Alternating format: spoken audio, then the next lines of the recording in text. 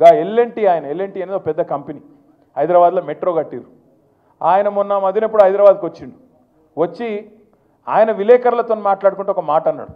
ఏమన్నాడు? ఈ free bus పెట్టినాక మాది కొద్దిగా తగ్గింది గిరాకీ అన్నాడు. అంటే రేవంత్ రెడ్డి ఏమంటాడు ఎరికేనా, నుక్కుని రావని లోపల అంటాడు. అరే అది ఉన్నది ఉన్నట్టు చెప్పుడు కూడా తప్పేనా?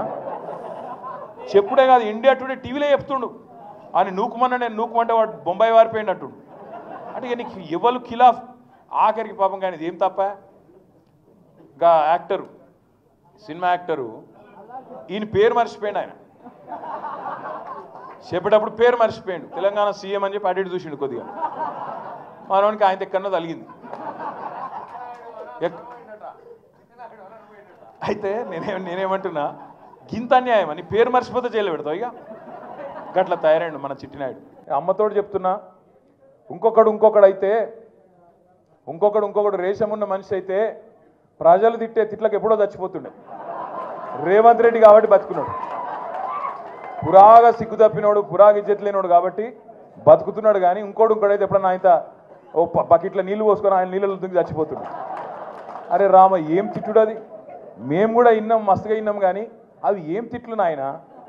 ఆడ మూసి ఒడ్డు పొంట పోయి ఇక్కడ గొట్టం వెట్టుడు ఆలస్యం, ఏడున్నాడు రమ్మను అని. అరే గంత కోపం ఎందుకు పోయేట? మామూలు కోపం లేదు ఒక్కొక్కలకు.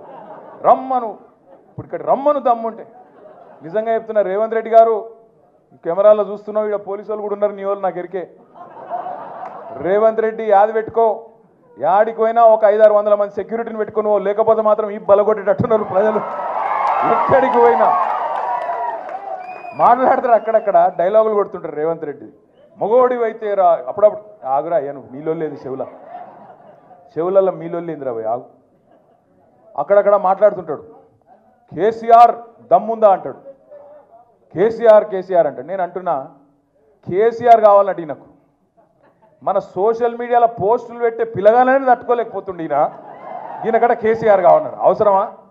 ఈ చిట్టినాయుడు గింత మనిషి వీడు, వాడు మళ్ళీ చిట్టెలుక గాయన కంటే కేసీఆర్ కావాలన్నాడు.